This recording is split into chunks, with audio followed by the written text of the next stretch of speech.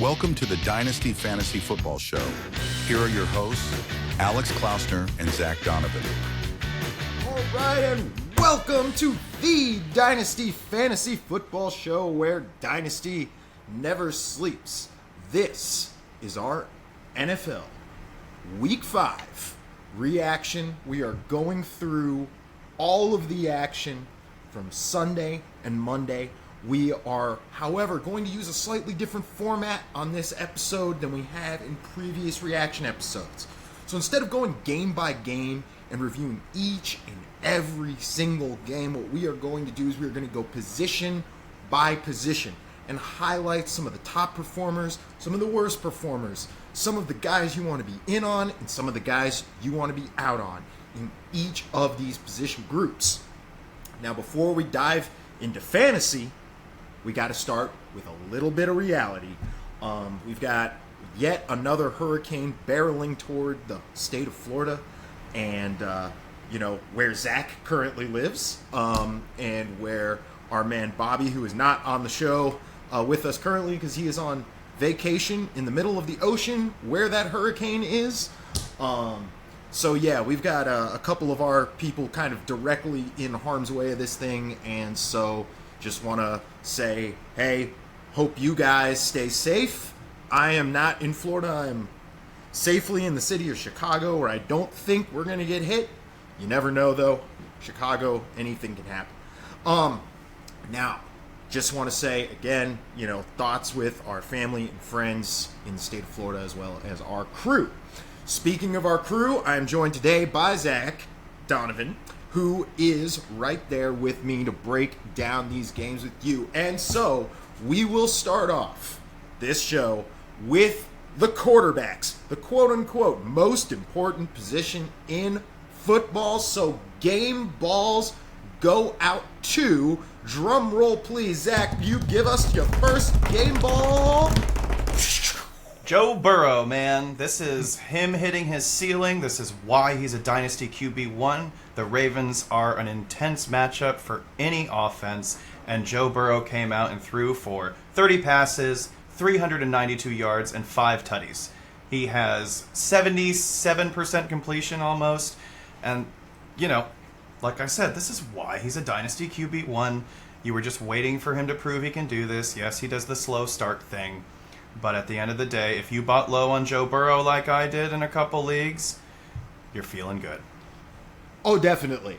Joe Burrow smashed, but my game ball is going to go out to his opponent from that game, who beat him, by the way. And that would be Lamar Jackson, 26 of 42. So not quite as high as Joe Burrow in the completion percentage, but he got you 348 yards passing, 4 touchdowns, one of which was one of the most insane touchdowns I think I've ever seen by an NFL quarterback. Like, he made a play that should not be possible in the NFL on that play. Like, I saw that and I was like, oh my God. That's like a Heisman real moment, right? And then on top of that, the guy rushed the ball 12 times for 55 yards. And he got you 33.4 fantasy points on the day. He was massive. Granted, I will give you this. Joe Burrow did outscore my man Lamar by 1 point. But I'm giving Lamar the game ball for the victory, and also, like, the Heisman MVP, play that he made. He was massive. That play we are going to see over and over and over and over again this year as we talk about the MVP race. And as indicated by the game balls here, this is definitely the game of the year so far. This felt like we were watching like the Super Bowl. It can't be the Super Bowl because they're both AFC, but man, I love that we're going to watch these two teams play each other twice a year. Oh yeah, this is like one of those just classic quarterback dual rivalries that we are going to get to enjoy for some time because of the way that division is set up. Heck, we could even see those teams play again in the AFC Championship game. Easily. There's precedent for that. Oh, wait, we can't, right? Because they're in the same division?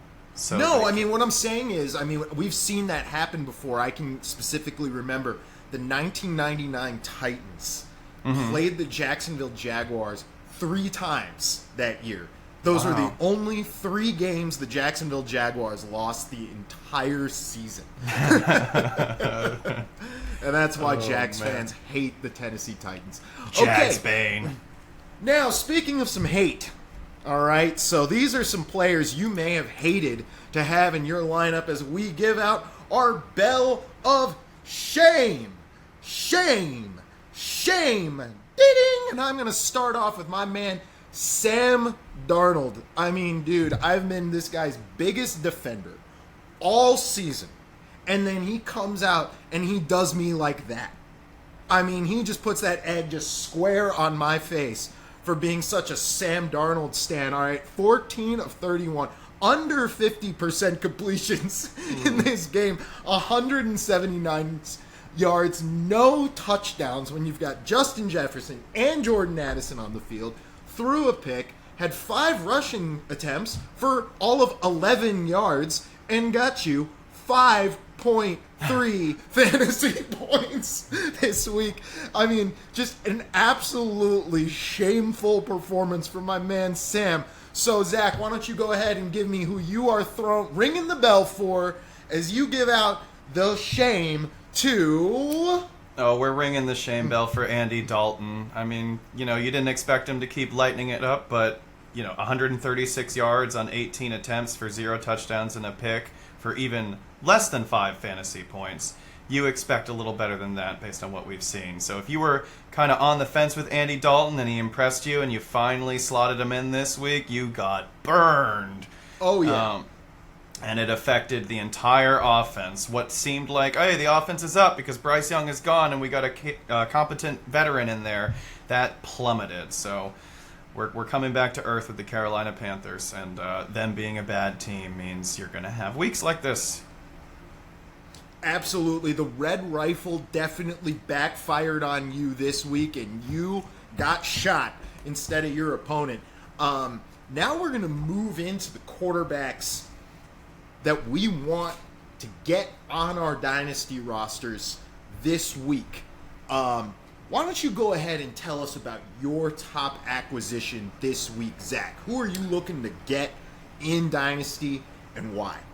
So in Superflex, acquiring quarterbacks is not an easy thing to do. So these buy candidates are usually guys we expect to increase their value going forward. And I think that's why I want to call out Michael Penix Jr. here, because Kirk Cousins just had a 500-yard, 4-touchdown performance and basically said, and again, this is, let's keep going on praising Kirk. This is 2 primetime game comeback wins in a row, right? Correct. Yes. He's the guy. I don't know if his last one was a primetime comeback, but it was still a comeback win. Right. I mean, this is now 2 consecutive games Atlanta has won because Captain Kirk managed to get them downfield and get what needed to get done for them to win. Absolutely. So for me, when you were drafting Michael Penix this year, he was probably in the 2nd round and he fell to you and you're like, okay, at this point, I'm not going to take a reserve receiver or running back. I'm going to take this guy who looks like he could be the future, and he could be the present if Kirk doesn't do well or Kirk doesn't recover well from the Achilles, yada yada. So no matter what, his value has gone down since Kirk has taken over. That short term is not going to happen. It's completely off the table, which means someone holding Michael Penix Jr. might be willing to move him. And this is the lowest that Michael Penix Jr. will be worth. From here, every single day, from here into the end of Kirk Cousins' career, his value is going to do this. So buy now. Yeah, I mean, that's a great call. Mine is going to be the guy who I think is the quarterback who is not playing right now, who has the greatest chance to play very soon, and that is going to be quarterback Drake Maye. I would be trying to get in on Drake Maye right now because one thing that we definitely know is that he is, at least as the upside, to provide you a lot more than Jacoby Brissett. Now, whether or not Drake Maye actually achieves that upside is a completely different story. As we know, rookie quarterbacks can be hit or miss. You know, you can have days like Bo Nix had, or has been having. You can have days like Jaden Daniels has been having, right? We really don't know what Drake Maye is going to be. But I do think that if you're playing in a super flex format, I do think this is probably going to be the cheapest that you're probably going to be able to get Drake Maye at.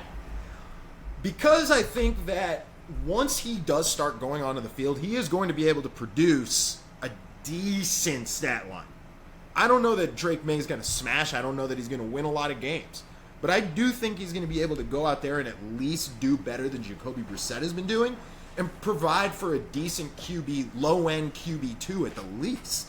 And so I do think that his value, because he's about to be playing versus not playing, is going to just increase. And so, thusly, same thing Zach was saying. I think this is probably going to be the cheapest Drake Maye may be going forward, unless he's terrible, which could happen. I just don't know that he's going to be. That's the caveat I would put in there, because like if I drafted Drake Maye and Jacoby Brissett is looking like this, and now you're coming to try and get him from me, I'm going to be like, I'm not ready to sell, man. I drafted Drake Maye's potential. You spent a top 5 first-round pick. Like, now I finally get to see what it is, and you want to take him? Like, I'm probably going to hold. However, if he goes out there and he doesn't have a good game, now this nebulous what could Drake Maye be becomes, oh, he really is a project. And then I might be more willing to sell. So, I mean, kick the tires,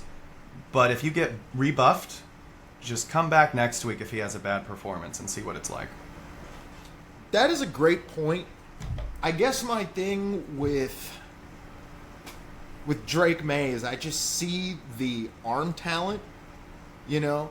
And I just see him being able to deliver the ball a little more downfield, be able to take advantage of some play action off of Ramondre and what he's been able to do. We saw a nice bounce back game from Ramondre.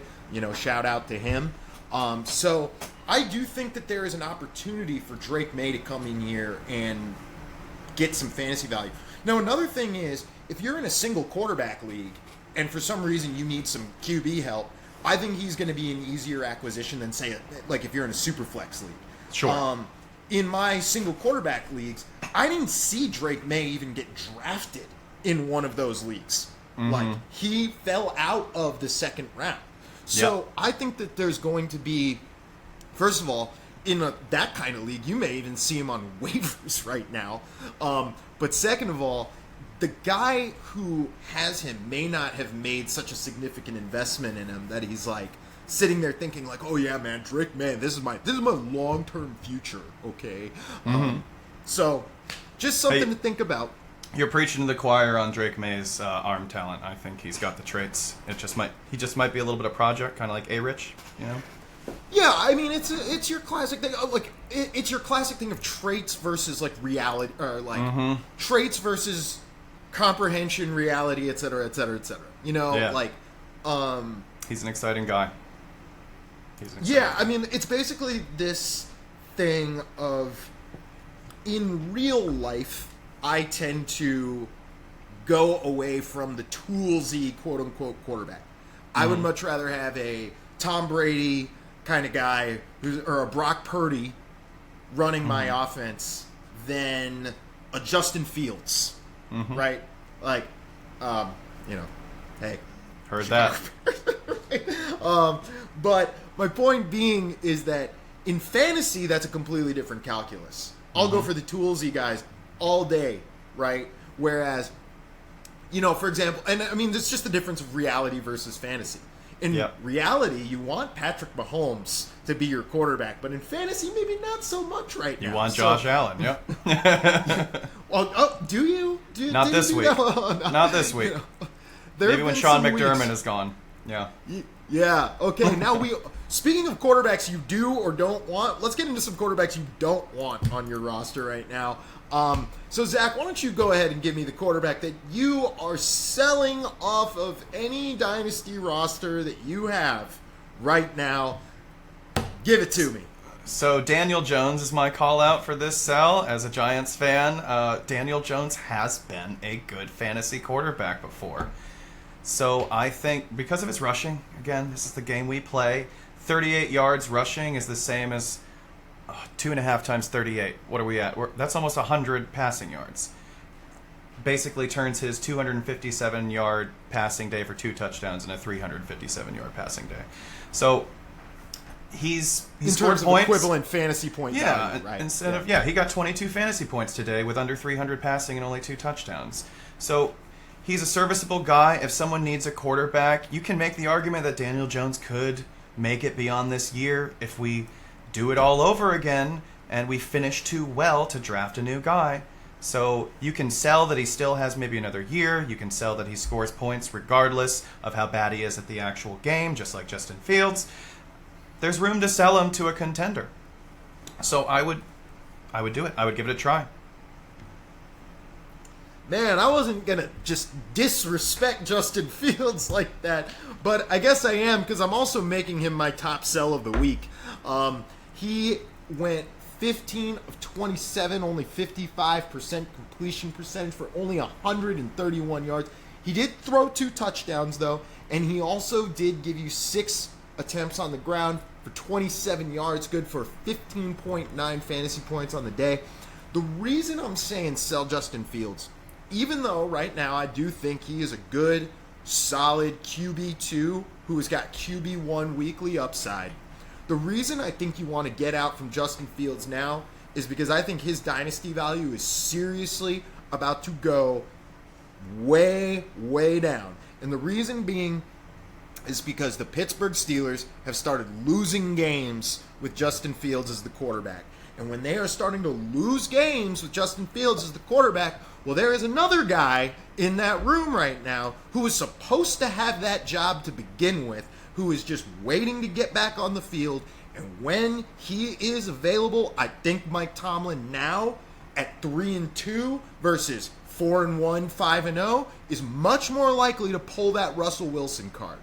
And when that happens, if Russell Wilson goes out there and just does enough for the Pittsburgh Steelers to keep winning, Justin Fields' Pittsburgh Steelers career is over. And when Justin Fields' Pittsburgh career is over, Justin Fields' NFL starting career is over. Get out now. Yep, this is your final warning. We've been ringing the bell. Get out. All right. Now we are going to move on to the running back position. We had some injuries that you want to know about. Zach Moss left his game this week. He looks like he's going to be okay and be able to get back on the field. Devon Achane left his game early with a concussion. We are unsure of his status for next week. Aaron Jones will also be going on an MRI for his hip. This is an interesting time perhaps to be looking at Ty Chandler, although, fair warning, not sure how long-term of a play Ty Chandler will be. Now, we are going to go ahead and move on to some game balls for the running back position.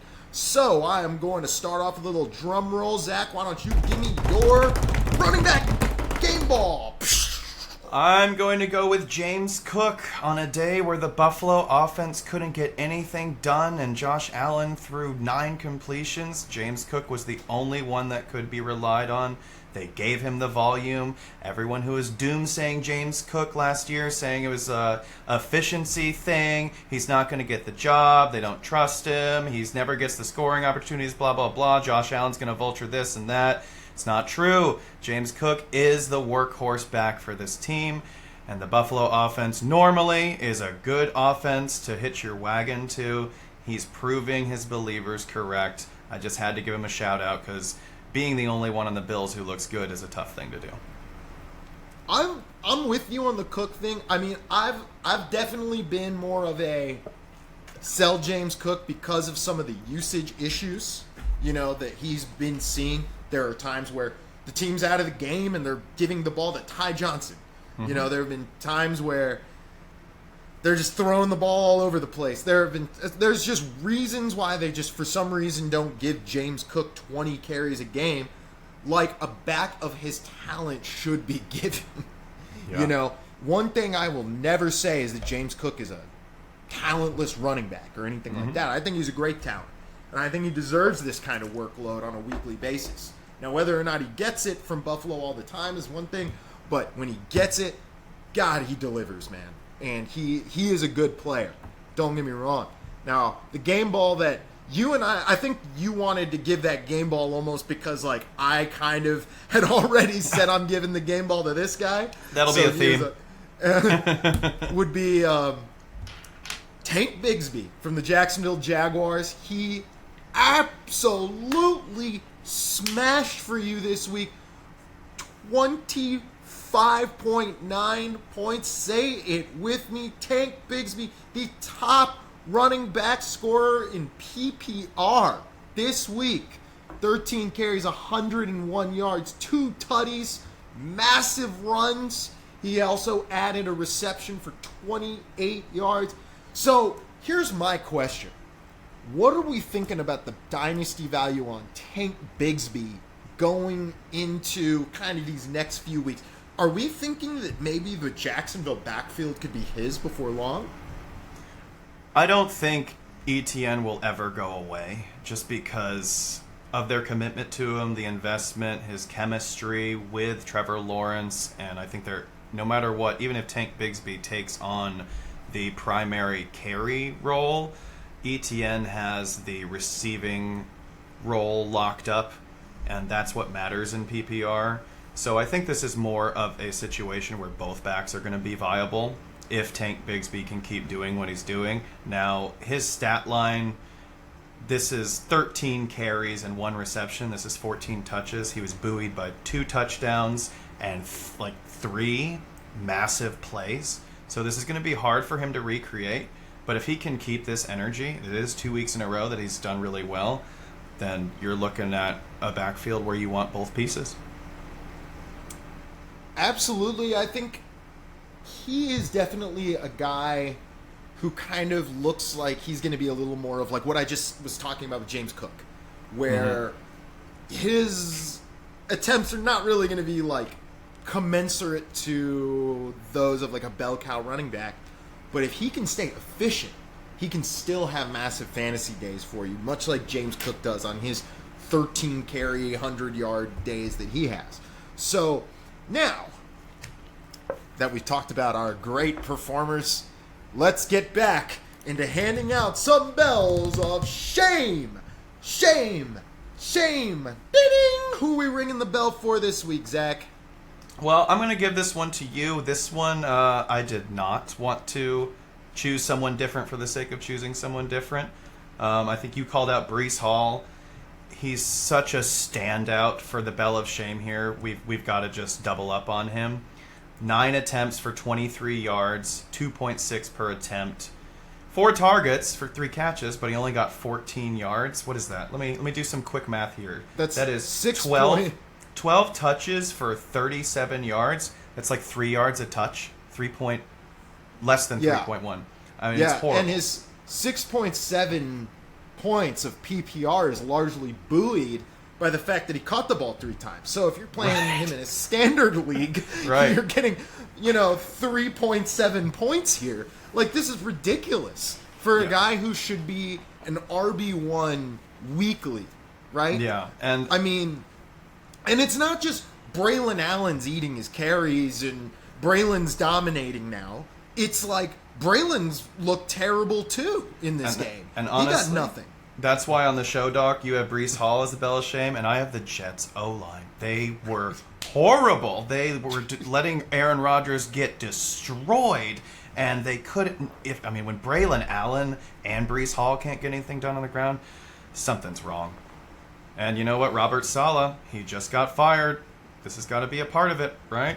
Like, there are no excuses anymore. Yeah, I mean, it's. I don't know what to make of it, because when they started the season, I mean, those guys looked really strong. They looked like really the heartbeat of the team. And then now it's like they can't get anything going with these guys. Now 2 weeks running, we did see Saleh get fired. I do think there may be, and maybe I'm wrong on this, but like, I do think that there's a kind of a thing of like, we kind of knew Salah lost the locker room, though. You know? And there is a point where it's like, when you lose the locker room, guys aren't just walking in there like, yeah, dog, I'm ready to go dominate that dude across from me. It's just like, all right, well. Yeah, it's like every time something goes wrong, whenever you're working at a job where you don't believe in management, you just kind of check out just a little bit, and it's just enough. And that's what I'm saying. It's like in the NFL, when you lose that edge, right? It's everything. That's when you start like getting owned by the other side. Mm-hmm. And so I think with that, if that offensive line is playing with that mentality, it's very easy to see how that can be kind of bleeding into this effect on Breece and Braylon in the run game and everything. And they are missing Morgan Moses still due to injury, and that is really hurting. Yeah, I mean, no doubt. I mean, like, the injury stuff is definitely hurting, but regardless, I definitely do think that the effort thing has to play into some of that. Now, speaking of effort, these are some guys you want to put some effort into getting on your dynasty rosters at the running back position. I'm going to start off this one with my man Javonte Williams. Okay, now this is a weird one because I was so out on this guy going into this year because I'm sitting there reading Roto World stuff about how they're talking that Javonte Williams could get straight up cut by the Broncos. It looked like his dynasty value was dead as dead gets. And all of a sudden, 13 carries for 61 yards. He didn't get a tutty, but he did get a lot of work in the pass game this week. 5 of 6 for 50 additional yards, 16.1. All right, Zach, before you get into your top acquisition, am I whack for this Javonte Williams thing, or are you with me on this? Not at all. I'm kind of ringing the bell of shame on myself because I was a big Javonte Williams believer. And after his injury, I watched him play, and I was just like, man, I think the injury broke him. I think he's not the same player, and I think it's over. And it looked that way, but it looks like he's finally getting right. This is a couple weeks in a row where he's looking very efficient. He's making people miss. He's explosive, and he might be back. I'm very happy for him. I am shaming myself for losing faith in the man. Hey, it happens, man. It happens to the best of us. We see too many games back to back to back, right? You lose that faith. Now, you've got a little faith in someone. Why don't you go ahead and tell us who you are buying on that faith this week at running back? Jalen Wright. Devon Achane got knocked out with the concussion, and Jalen Wright came in. And again, this is a day where this is Patriots versus Dolphins. Both offenses were terrible, and Jalen Wright was the only one who looked good, much like James Cook. 13 attempts for 86 yards, 6.6 a carry. We were kind of worried about Devon Achane because of his size, because he was easily injured. We saw them draft Jalen Wright. A lot of people bought, low on Jalen Wright by drafting him in the third round a bit, maybe late second. And it looks like he's good for it. So we don't know how this is going to shake out moving forward, but I do know Raheem Mostert is in his 30s. And this could be the Devon Achane, Jalen Wright show. And this could be a situation where both backs are viable for fantasy. They're both explosive. They got the speed. They're in the right offense.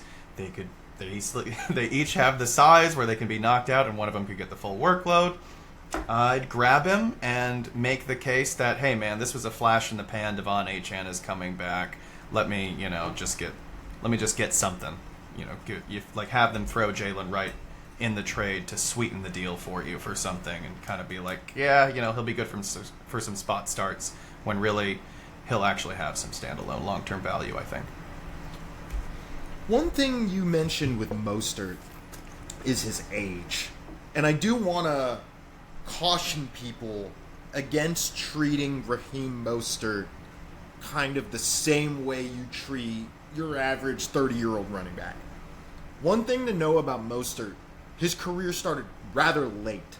I don't think he was even in the league getting getting real, like, carries in the league until he was, like, 26, 27 years old.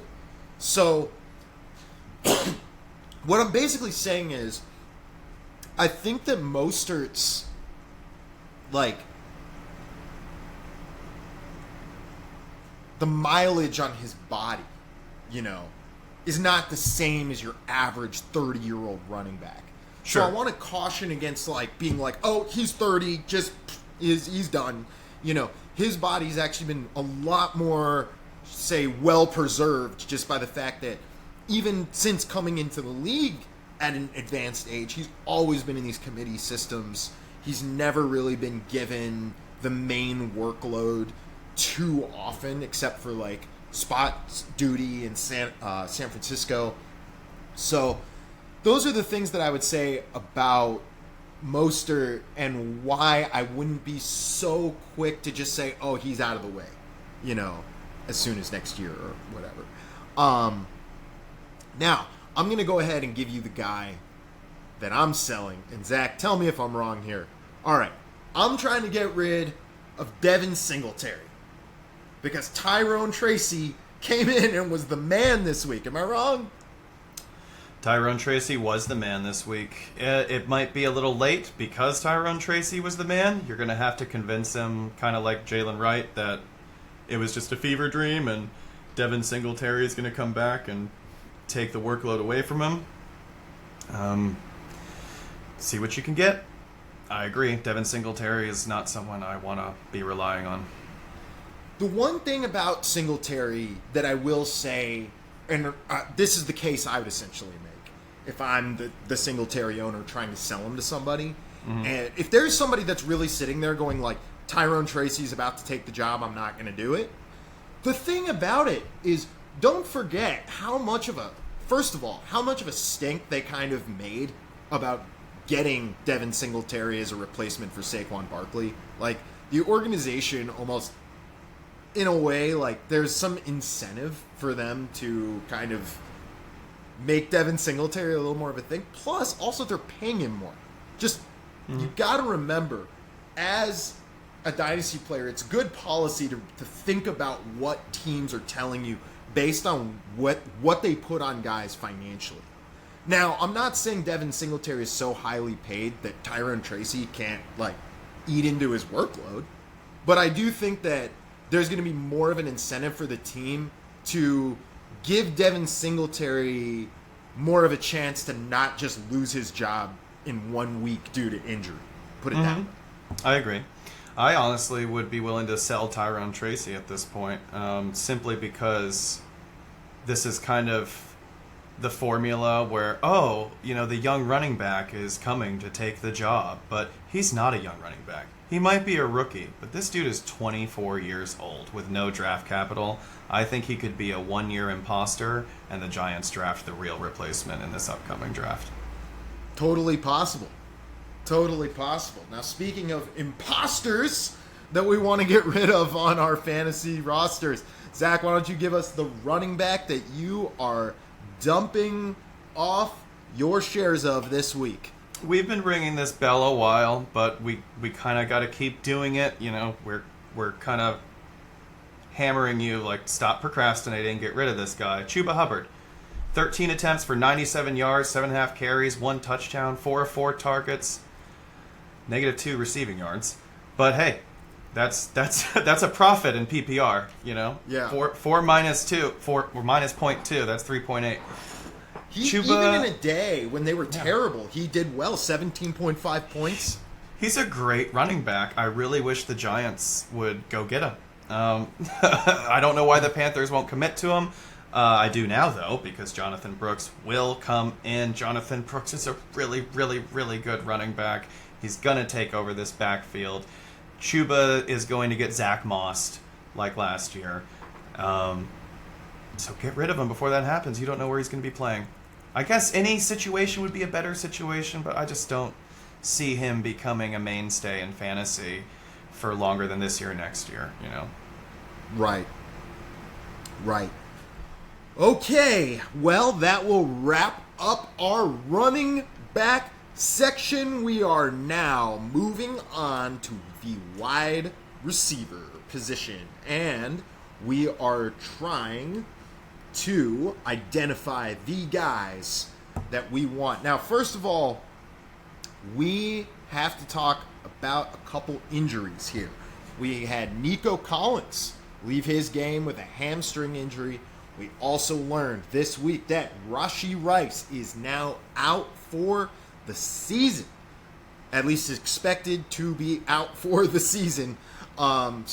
Based off of what we know about his injury now, we will know more after his surgery takes place.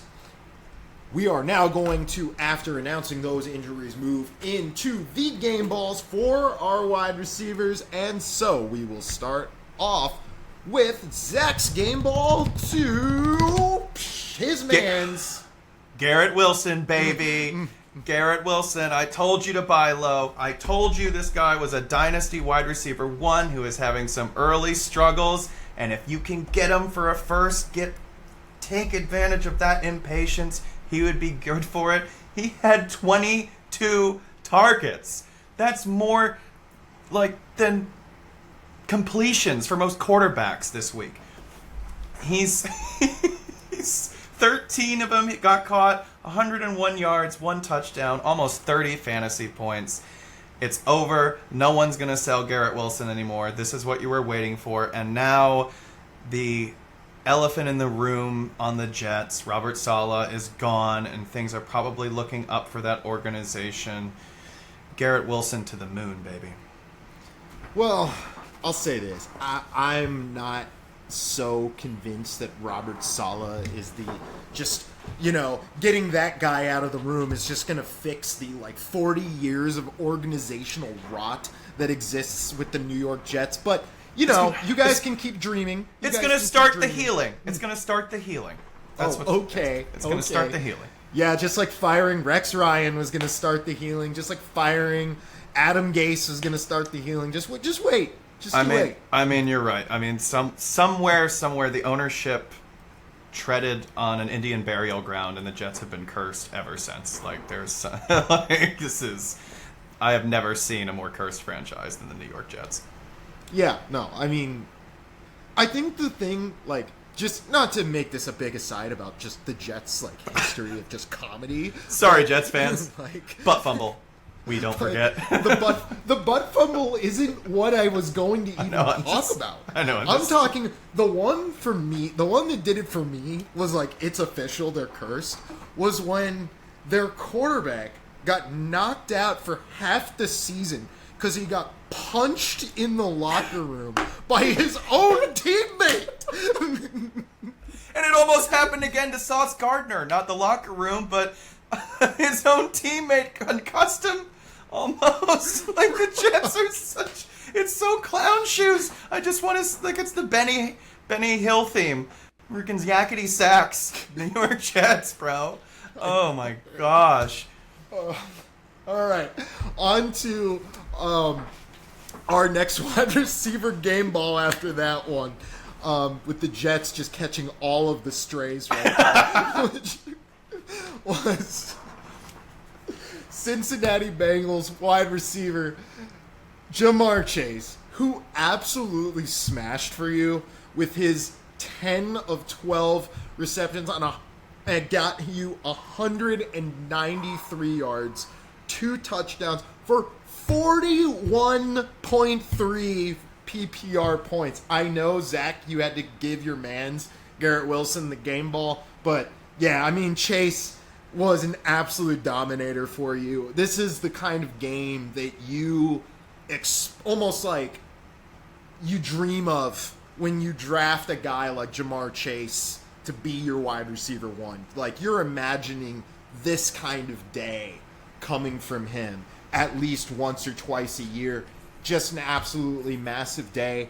And, just an example of how even on 1 and 4 football teams, you can still have dominant pass game assets. Okay, we are now going to move on to our bell of shame.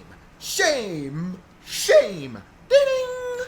And we are going to give that to which wide receivers? Zach, tell us. Diontae Johnson. It's just kind of pairing up with my Andy Dalton bell of shame. The first couple weeks he was with Bryce Young, and you're like, it's not going to happen. Then Andy Dalton came in, and he got double-digit targets. I think it was 16 and 13. So Diontae Johnson was looking like he was a reliable volume play week in and week out. You probably, after waiting and seeing those 2 weeks, went, okay, I can start you now. Same thing with Andy Dalton, and he dudded out. 3 catches on 6 targets for 23 yards. The defense focused on him and took him out of the game like it was nothing, which has kind of been the story with Diontae. He's a 1 if he's not treated like the 1, but once he is, gone in a puff of smoke. So hopefully you sold him before this happened. Now it's kind of tempered expectations, and you probably can't get as much for him. That is very true. Here is my bell of shame. The one I am ringing that bell for this week is Dontavian Wicks, who I was here on this show talking about last week about Christian Watson is out of the way. It is Wicks season, baby. And, well, he got that chance for it to be Wicks season, and it was not. He got 7 targets. He caught 2 of them for 20 yards, and that was good for all of 4 fantasy PPR points, for which the 2 receptions counted for half of it. Yep. So, I mean, just an absolutely what can I say? It was just a dog shit performance from a guy who is in an offense when you are given that kind of opportunity, it should hit for you much harder than 4 fantasy points. This game completely flipped my opinion of him. Last week you kind of go 5 of 13, but it could have been 3 touchdowns, and the ones he did catch were really, really valuable for you. So you think he's going to clean it up, and maybe in a different game he'll get a higher conversion rate, and this was an outlier. But he does it again like this with 2 out of 7. There's clearly an issue. He's athletic. He's explosive, he can get open, and then when the ball goes his way, he's either not in the right spot or he can't make the catch. And I think they are going to stop trying to make him the guy real soon here. I mean, it's looking like the guys to own in that offense really are Jaden Reed and another guy that we are going to talk about in our upcoming segment. So stay tuned for that. However, we are going to, before that, get into the guys at wide receiver that we are trying to go out and get in our Dynasty leagues. Mine, again, I've said this name before, and I'm going to say it again, is Jalen Tolbert, who, if you didn't catch it this week, got 7 of 10 targets for 87 yards and a tutty. Jalen Tolbert, as the wide receiver 2 for the Dallas Cowboys season, has officially arrived, my friends. And this is a player that I think has an athletic profile that really, really is going to lend itself to him being able to make plays opposite of CeeDee Lamb, even with, Fergie's getting those targets over the middle. Jalen Tolbert is going to be looked for. You're seeing it now, and he delivered a game-winning catch. I keep telling you, this guy, when he is on the field, makes plays that coaches like. Mm-hmm. Okay? Mm-hmm. Not just plays that we as fantasy players like. This guy makes plays that make an impact that coaches are looking for, and those guys get rewarded. Let me tell you, Jalen Tolbert, that is a name that you are going to want to keep watching just rise and rise and rise over the rest of this season. Now, Zach, we got another riser. You tell us who that is. Drum roll, please, for my mans that I shouted out last week. Rashee Rice. He's out for this season. Sorry. Yeah. I was reading. No, I misread the doc because you said Rashee Rice, but we had an extra shout out for Jordan Whittington. You tell us about Rashee Rice though. He has just been confirmed to be out for the season. This is another call like Michael Penix, where this is the lowest his value is going to be. Eventually, his suspension will come down. And when that happens, that's when the nebulous what's going to happen with Rashee Rice? Is he going to be suspended for 4 weeks, 6 weeks, 8 weeks? Is he going to prison? Like, that whole nebulous what if is going to be eliminated once the ruling comes in. And that's when people are going to be able to wrap their minds around Rashee Rice's, time off. And it's going to be more finite and he's going to be harder to get. Right now, I think knowing he's going to miss the season and not knowing when he's going to come back, you can buy him. And you should. This is going to be Patrick Mahomes' #1 target for the future. And you are never going to be able to buy him.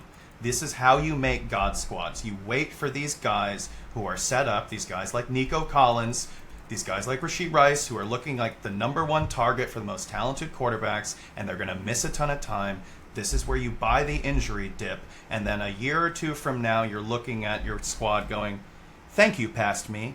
Thank you for delayed gratification, because this is how you do it. This is the only way. Nothing's for free. Yeah, you can bend over some of your league mates and get one over on them, but a lot of times, if you are playing in super competitive leagues, the only way to really get high-value assets from them are these windows. So take them. Well, yeah, I mean, there is that case. I guess the thing that you are going to have to know, if you are buying Rashee Rice, that there is a baked-in, like, you're getting that discount for a reason. First of all, you've got this injury that you're going to have to wait out. Second of all, on top of that injury, there is a possible suspension coming. There is word that essentially that the team has been kind of, like, the lawyers for Rashee Rice have been essentially trying to delay the ruling on his situation until football season is over, blah, blah, blah. So I do think that you're going to see some progress on that, and that is not just going to be a thing that just goes away forever, right? There is going to be some consequence. Mm-hmm. We just don't know what it is yet.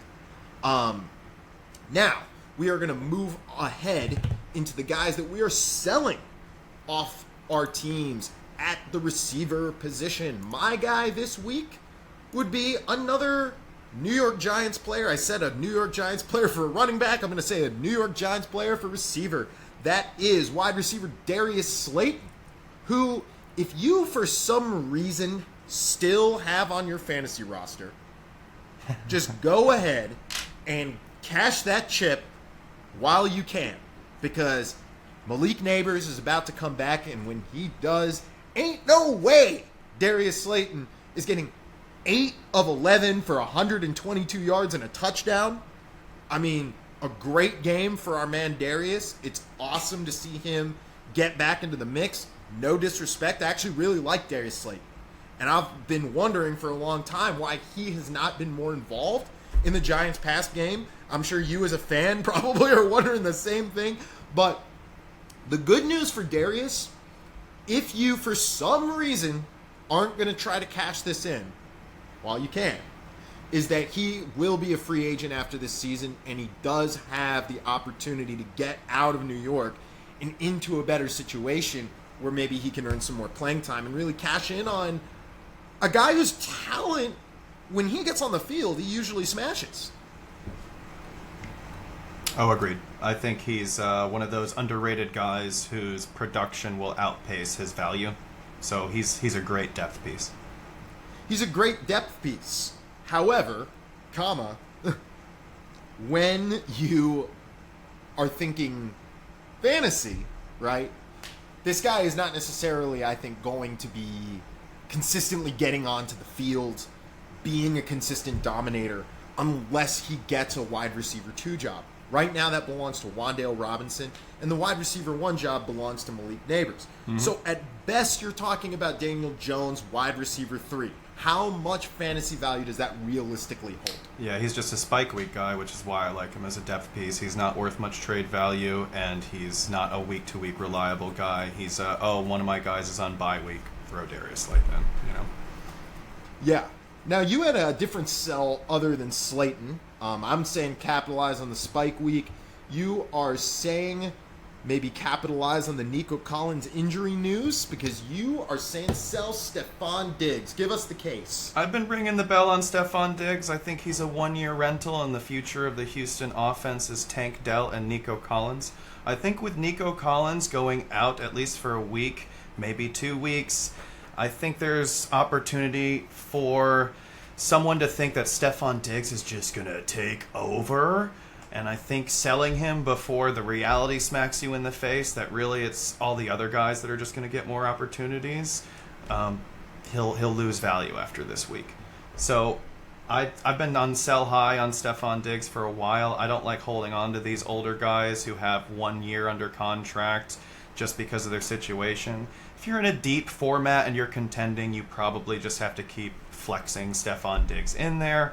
But if you have room to lose him and cash him out for draft picks or just a younger guy who's not quite there yet, I think you should do that. Alrighty, now you were talking about kind of the future of the offense, right? We are going to transition into our tight end segment by talking about my game ball, the future of the Las Vegas Raiders. And the entire Bowers. The entire tight end position, right? The future of the tight end position. The Dynasty TE1. I mean, let's be real here. That is Brock Bowers, 8 of 12, 97 yards and a touchdown.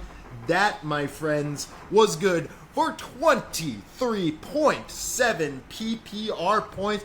Brock Bowers was an absolute dominator, but he was not even the biggest dominator of the week. No, that is the man that Zach has given his game ball to.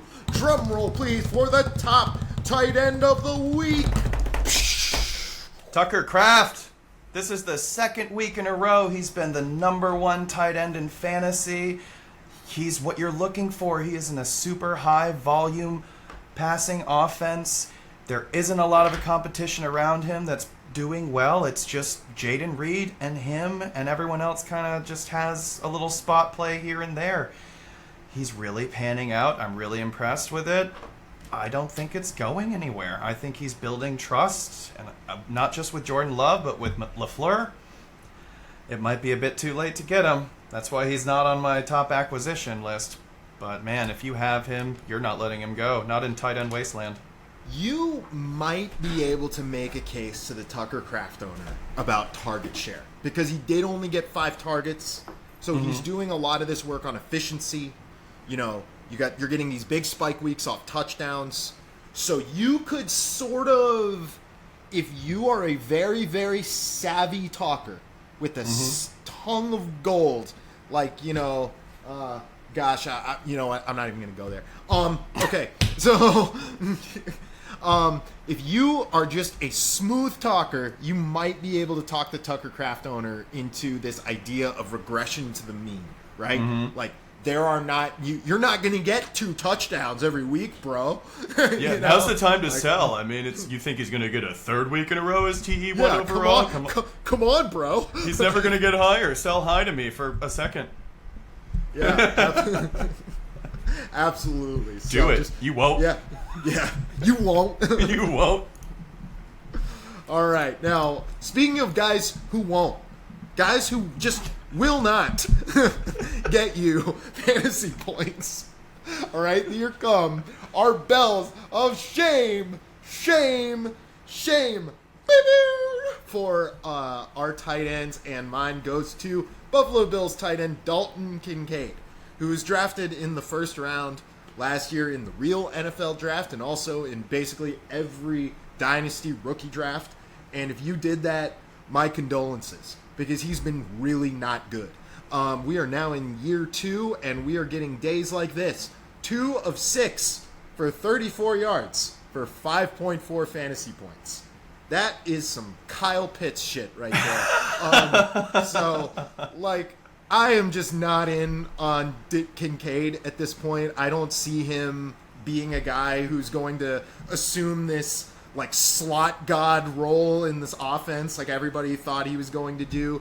I mean, he doesn't seem to be able to beat out Dawson Knox for the job. I mean, I don't know. I don't know what to do with this guy. The talent is such that maybe he's actually a buy low because there are better days ahead. But something would have to really change about the way he's used in this offense and the way that he plays for him to actually achieve what anyone thinks he can do. I think what he needs, he needs them to get their alpha back. Like, he needs someone to take the attention. This was, Khalil Shakir was out, so Shakira was gone. And now it's just Dalton Kincaid and Keon Coleman and the boys. And they were able to key in on him, I think, a bit more. And he can't handle that right now. He's not that guy. Well, I mean, at least not right now. Speaking of guys who were not that guy this week, we have another bell of shame to hand out at the tight end position. So, Zach, why don't you go ahead and tell us who is getting some shame from you, my friend? I'm going with Zach Ertz. A shame to the name, baby. 2 of 8 targets. He got the Cliff Kingsbury workload. He only got 10 yards on 8 targets. What yards per target is that? 0.8? I don't even want to do the math. It's awful. Absolutely awful. And Jaden Daniels is slinging it. He's killing Jaden Daniels' record-breaking completion percentage. Get this guy off the field. He's old. And if you'll permit me, this is going to kind of transfer us into my top acquisition. It's time to go after Ben Sennett. It is time to go after the Senator because this tight end is going to get a lot of work for the Washington Commanders once Zach Ertz is out of the way. Cliff loves his tight ends. He loves Zach Ertz. Once Sennett goes into that role, I think he's going to do a lot more with the opportunities that represents. Get him now before he does that. How realistically soon, though, do you think the Senator is really going to be able to get into that role and begin making an impact? Because I don't know.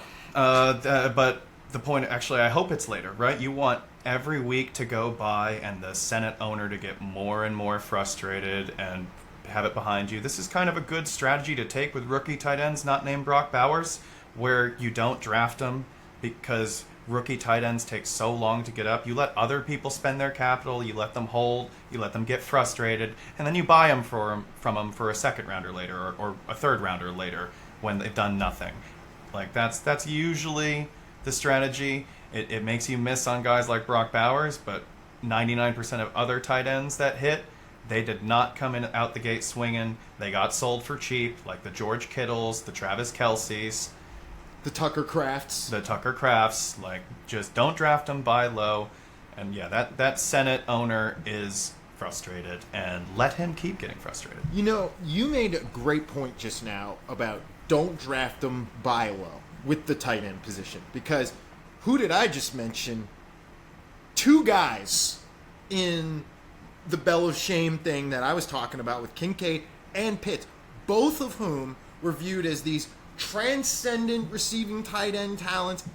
This is actually one of the reasons I didn't really get too serious about Brock Bowers this year, even though he's been a smash, is because I'm just looking at the history of these first-round tight ends and how we have all of these expectations for these guys that come in like, oh my God, Kyle Pitts, he's going to freaking kill. You know, this is a generational tight end. By the way, once again, that should be a curse word in football discussion from now on. Like, the G word is what I'm going to call that, because that is a naughty word from now on. Never use that again to describe anyone. We should bleep out that word anytime we say it. Seriously, bro. They need to bleep that out on ESPN. Because I don't ever want to hear Mel Kiper or anyone ever call anyone generational again. Okay? Instead of a beep sound, it's just someone going, "Stop it!"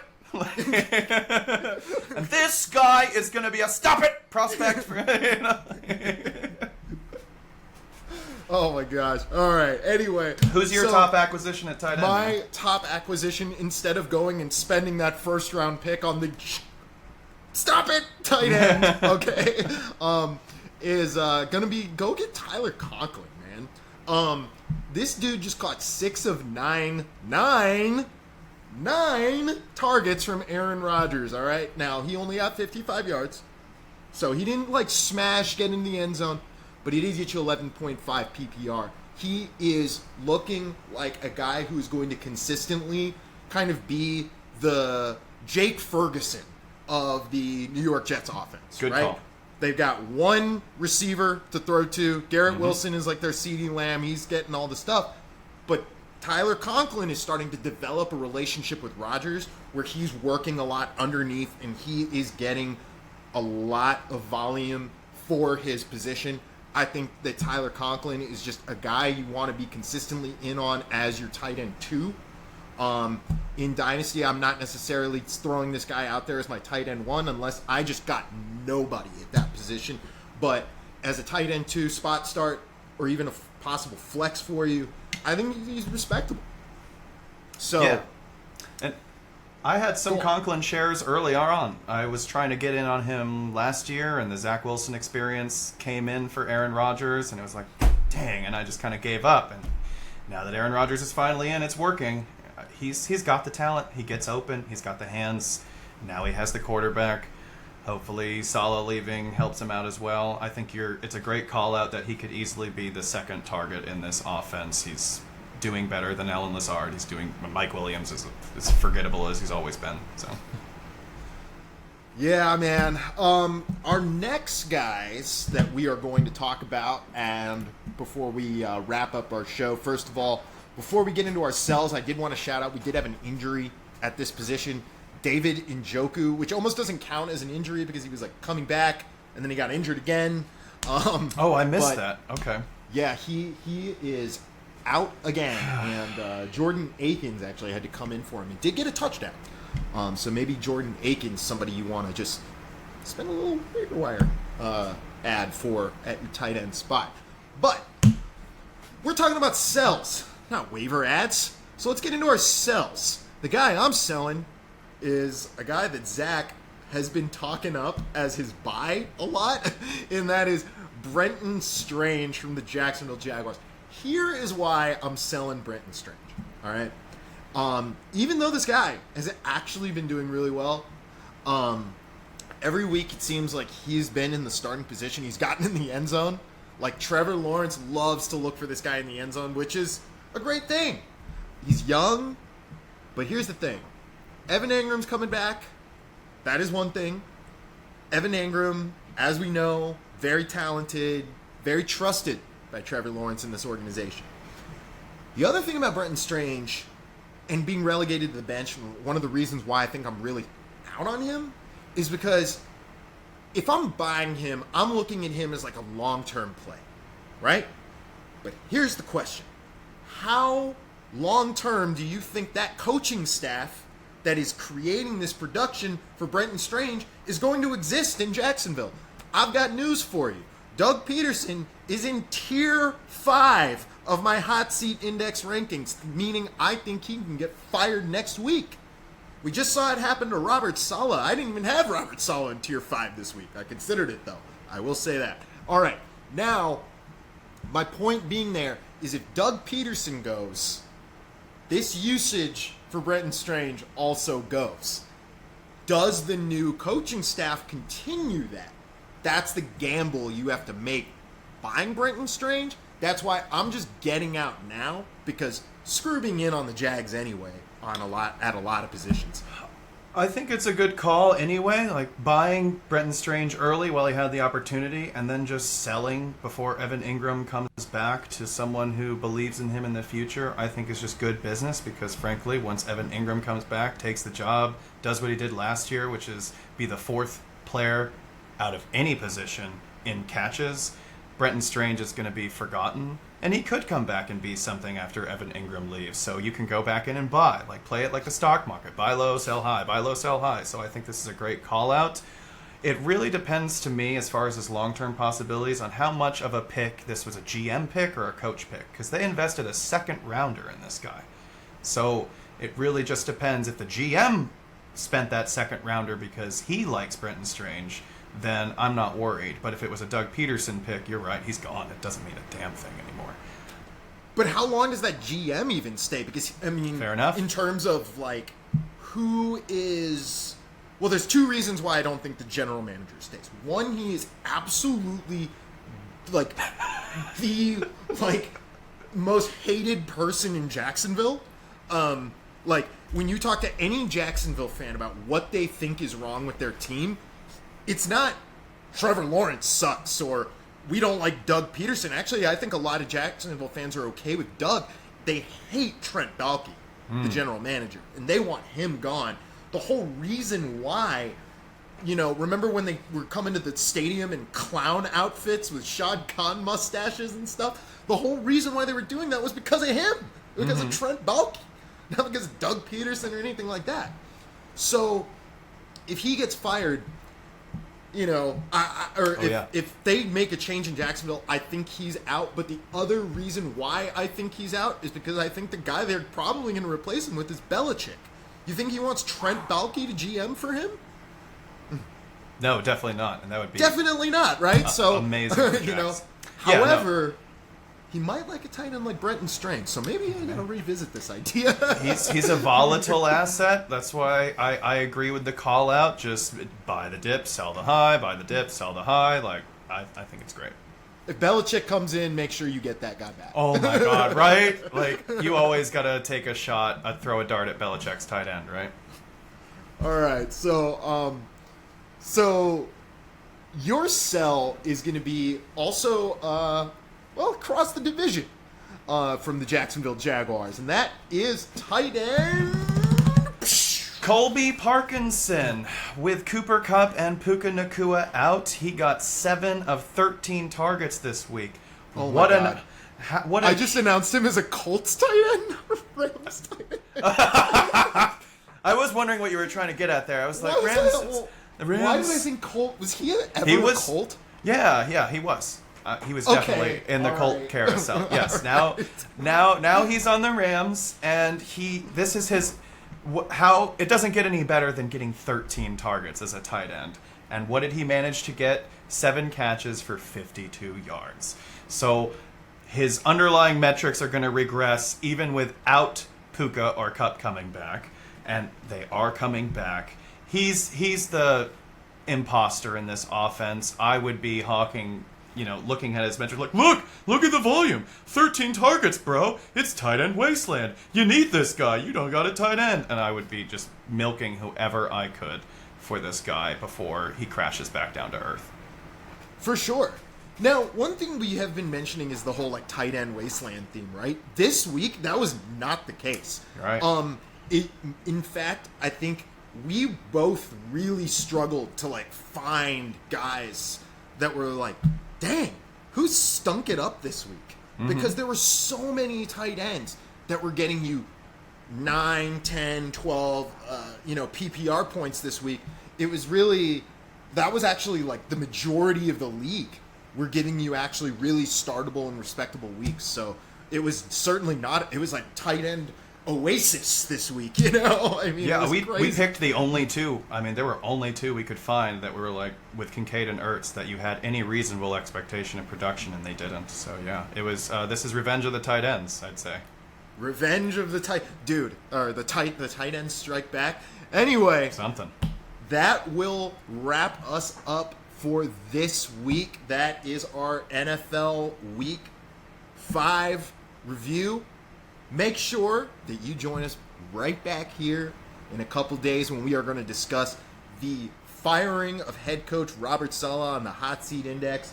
We are going to talk about our Thursday night review, and we are going to have another one of these shows right back here on the Dynasty Fantasy Football Show, where Dynasty never sleeps. So make sure that you aren't sleeping. You've hit that subscribe button. You've hit those likes. You've gotten in those comment sections. And you are making sure that you are getting this premium fantasy football advice for your Dynasty season.